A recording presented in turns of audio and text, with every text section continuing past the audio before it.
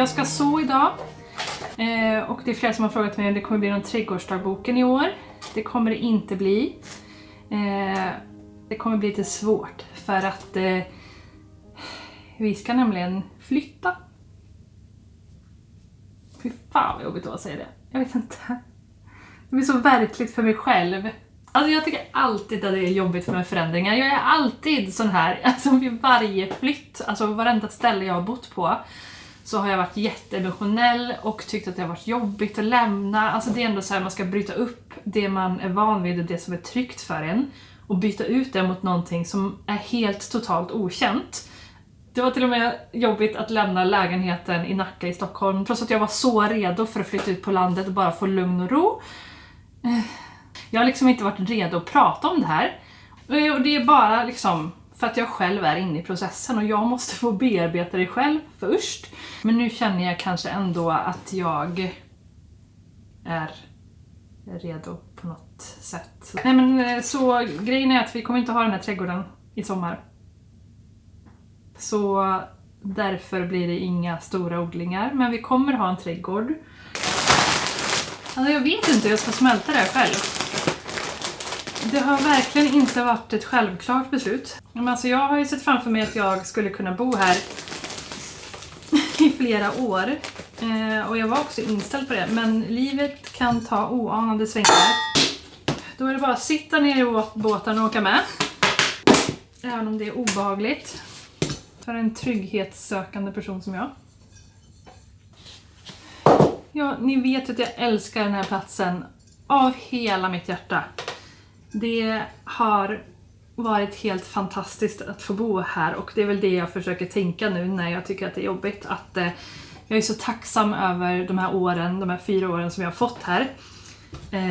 Och det har verkligen varit så här klockrena år på alla sätt. Det känns som att det var menat att jag skulle komma hit när vi kom hit. Kommer sakna att ha Lena på andra sidan grusplanen så mycket. Kommer sakna våran brygga nere vid sjön. Kommer så fruktansvärt mycket att sakna den här utsikten över sjön och berget som vi har. Alltså den är någonting utöver det vanliga. Någonting som jag aldrig har kunnat vänja mig vid för att den är bara helt otrolig. Ni kommer få höra mer snart, I promise. Men det känns i alla fall skönt att bara fått berätta det här. Så att ni vet. Det enda jag går omkring och tänker på just nu det är att det är sista mars månad som jag kommer gå här.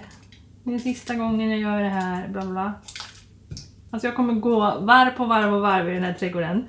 Och vara så glad över att jag i alla fall får en sista så här majblomning här innan vi flyttar.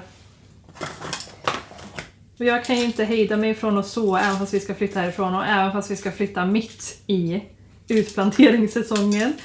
Då när jag absolut kommer ha minst tid att hålla på och göra rabatter och sånt, då ska vi flytta.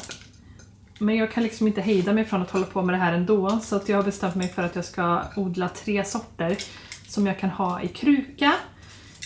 Och vill jag göra en rabatt så kan jag göra det, men att tanken i alla fall är att det får bli krukor. De är inte så komplicerade att ha att göra med. Krukorna finns redan. Bara köpa lite jord. Här ner dem. Man hade ju kunnat köpa plantor när man väl är framme i sommaren. Men det är inte det som är grejen. Alltså anledningen till att jag sår själv är ju för att jag får... Alltså det är terapi. Och det får mig att vara mer i nuet och stressa ner att hålla på med det här. Så det är precis det här jag behöver göra när jag känner mig stressad över att min vardag kommer förändras. Jag känner mig redan... Alltså det var typ skönt att jag höll på med det här medan jag berättar det här för er också. För annars hade jag som sagt gråtit. Jag har också PMS så att mitt... det är inte saken bättre liksom. Alltid jättesentimental den här tiden. I min cykel. Okej. Så det jag ska odla nu då, de här 3 sorterna. Alltså jag gråter ju för att jag hann ju beställa lejongap. Och lejongap är ju typ min bästa sort. Men jag kommer inte. Jag kan inte. Och samma sak med luktet. Det kommer inte gå. Jag kan inte hålla på och sätta upp växtstöd och sånt när jag håller på att flytta in. Nej. Så därför så kommer det bli mina go-to-sorter. Och det är zinnia, det är aster och så är det rosenskära. Om jag får någon vibe och bara verkligen vill stå i trädgården och gräva, av samma anledning som jag sitter här nu, alltså att få stressa ner i flyttkaoset, så tänker jag att rosenskäran kan ju få någon spontan rabatt någonstans på gräsmattan. För de blir allra finast tycker jag i ett land. Så då har vi 3 här. En av varje. En för rosenskära, en för zinnia, en för aster. Och jag behöver ju lite skyltar så att jag vet vilken som är vilken.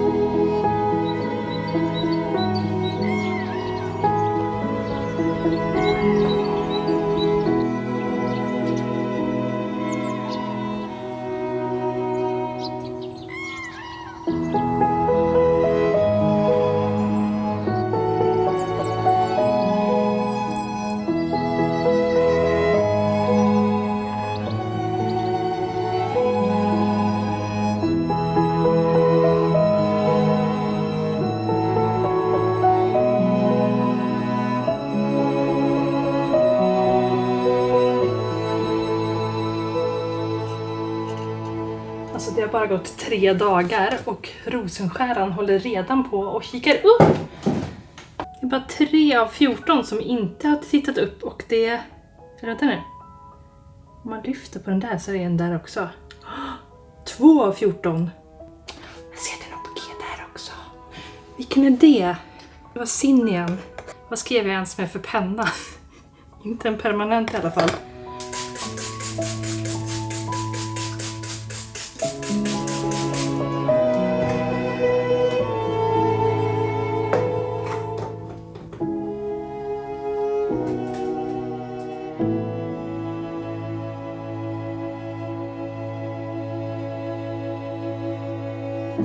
Alltså det är så himla märkligt att tänka på att om, vad blir det? Lite mer än 2 månader så bor inte vi här längre. Liksom ett halvår från nu så kommer det här vara i det förflutna. Och kanske ännu längre fram så kommer jag gå och tänka på det här som en epok i livet som var så himla fin.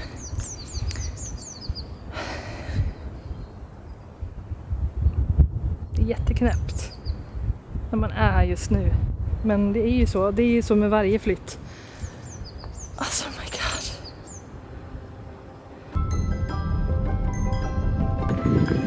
Gud vad sjukt.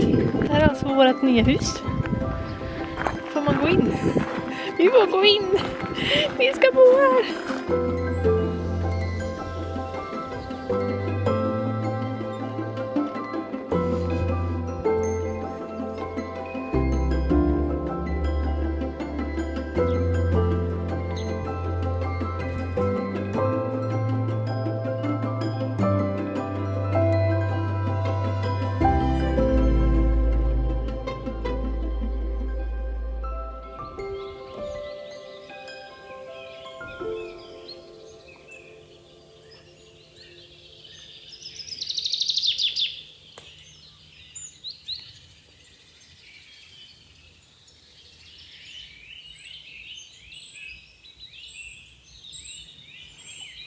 Det är ju det här som får mig att ifrågasätta min egna val.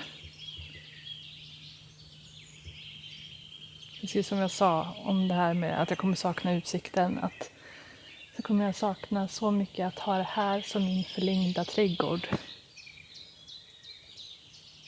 Alltså. Det är inte varje dag man får möjligheten att bo mitt i ett naturreservat.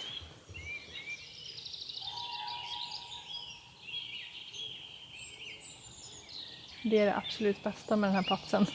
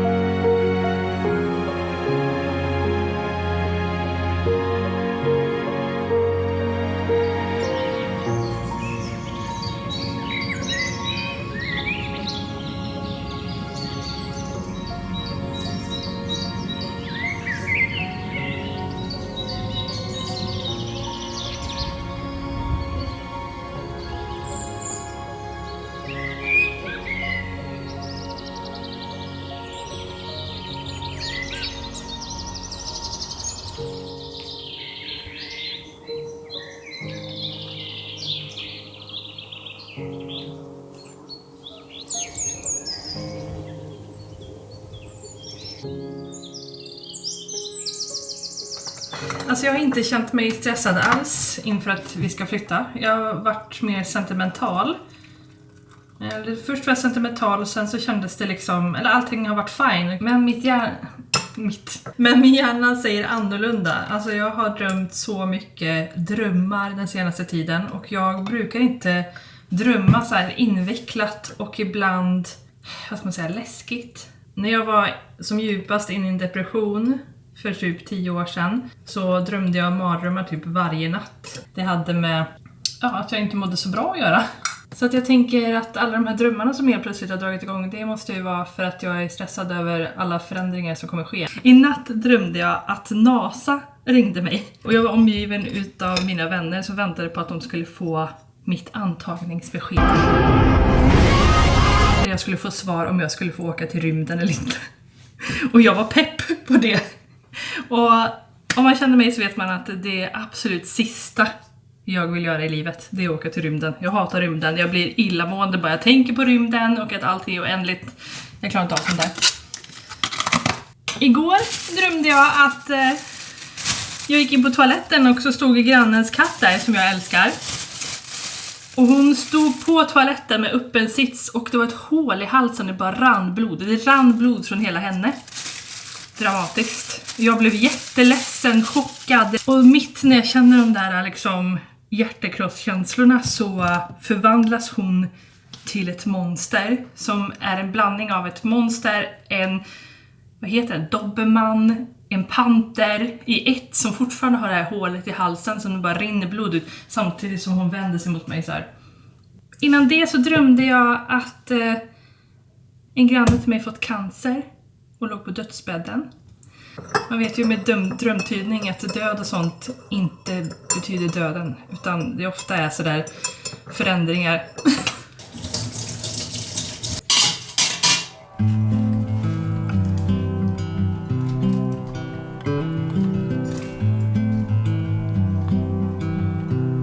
Jag fattar inte hur det blev så många plantor. Jag skulle ju bara göra några få, men typ alla utan typ en här.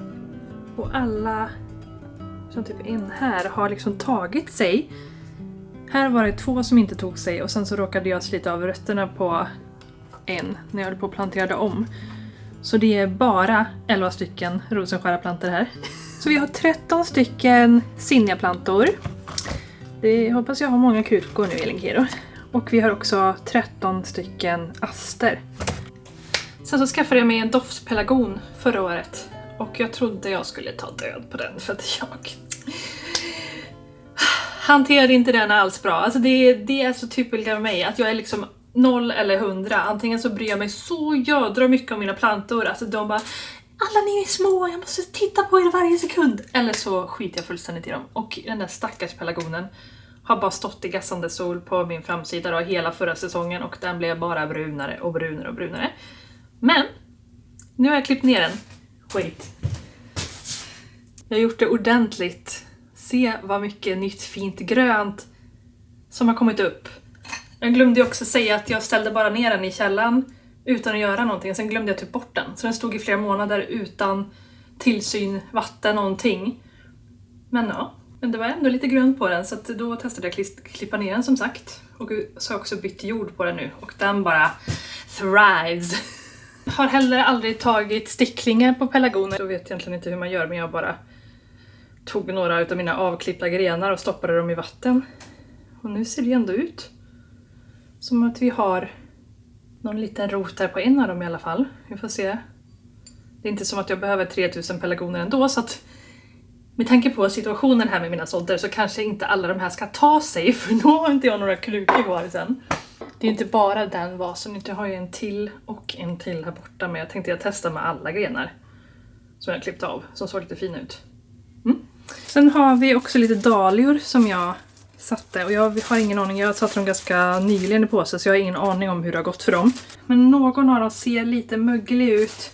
Alltså första året som jag hade dahliorna så bara slängde jag i dem i en låda och det gick jättebra, de flesta överlevde.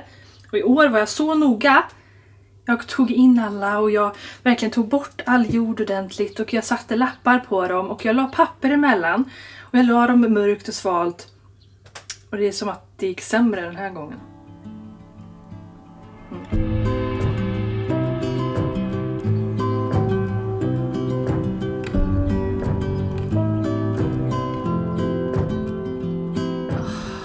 Jag måste verkligen rensa och städa i källaren, men jag skjuter upp det. Och det kommer göra det jättejobbigt för mig, för det kommer inte finnas så himla mycket mer tid till att göra det, för att flyttpacket börjar snart. Det känns helt overkligt. Så just nu håller jag på att planera lite hur jag ska göra, för jag ska flytta alla mina växter. De ska med mig. Så vi har en himla massa tulpaner här.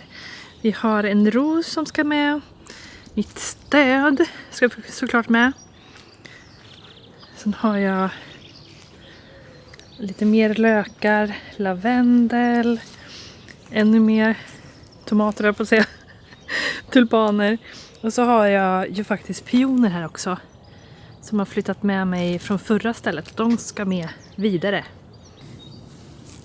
Jag tycker att sticklingar är typ det finaste som man kan ta med sig när man flyttar. Det blir liksom som en souvenir lite från det stället man har bott på. Så här har jag en höstanemon som vi tog upp en liten bit med en rot från framsidan för det växte i gruset. Jag och mamma. Och så har den nu varit i den här rabatten i 2 år. Så jag tänkte jag skulle ta med den här som en liten souvenir och så ska den få växa på nya stället. Som ett minne liksom. Love it. Har också typ lite gräslök och persilja och sådana grejer i pallkragarna på sidan här som ska med. Jag har faktiskt tagit en till stickling, men jag vet inte om den kommer överleva. Det är från en ros, jag tror det är en honungsros som jag hade på framsidan på hörnet där när vi flyttade in, och vad blir det, kanske 2 år efter. Sen så har vi tagit ner den rosen för att framsidan skulle målas. Och sen så har jag försökt klippa ner rosen hela tiden så att den inte ska växa upp, för att Som ni vet så växter längs fasaden, det är jättefint men det samlar en massa fukt och det är inte bra för huset. Så meningen är ju att de ska bort. Men jag tänkte att det fanns en liten gren som hon försökte slingra sig upp som jag inte hade kapat av i höstas. Så då tog jag den. Och så hoppas vi att någon av de här överlever. Men det är egentligen helt fel tid, tror jag, för att göra det här nu. Precis när jag hade klippt grenen så läste jag att man ska helst ta den i maj. Så det skulle kanske ha väntat lite. Men ja, nu är det gjort. Det är inte alla sådana som överlever och liksom bildar rötter och sånt, så vi får se vad som händer. Men jag gör ett försök. Sen så kan vi såklart köpa en honungsros, men det är inte samma sak som har plockat med den härifrån. Att det är liksom en selecting till det här huset och platsen. Ni vet, jag är en nostalgisk person. Alltså galet nostalgisk. Och de flesta verkar tycka att så här, att bry sig om och tänka på saker som har skett och liksom dåtiden, det är dåligt. För att då tror man att då försöker man leva i dåtiden, och det är inte sant för mig. Alltså för mig är det underbart att tänka på allt jag har varit med om. Allting jag har upplevt. Det gör mig glad. Och det tar inte mig från nuet på något sätt. Eller hur, Persan? Det snarare förstärker nuet på det sättet att jag känner att jag blir mer tacksam över det livet jag lever här och nu. För jag vet att det kommer bli en nostalgi i framtiden. Alltså, jag är precis lika tacksam för att leva nu som alla nu som jag haft innan, om ni är med. Hörru du, din lilla gullgris. Har du slagit dig ner här? Ja, du är så söt.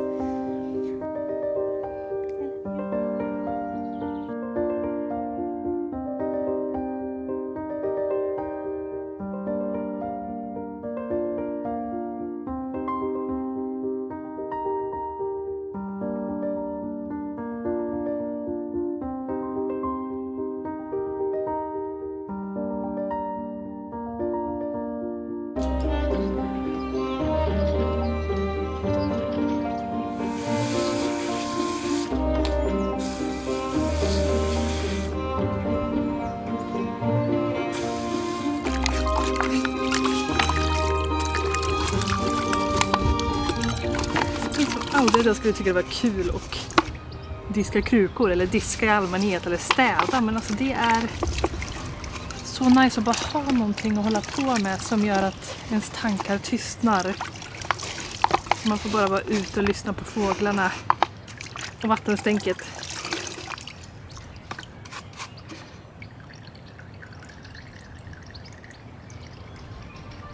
Och vinden.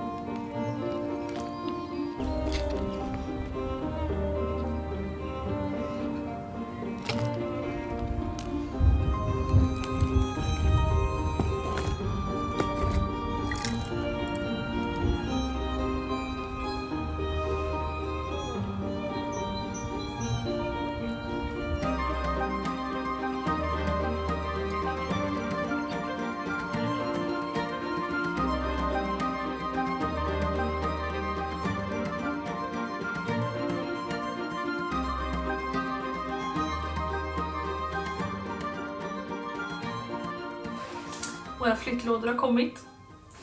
Och jag tänkte när de kom att ja, det var sista gången som jag såg mitt hem helt rent och som vanligt. Nu finns det ingen återvändo.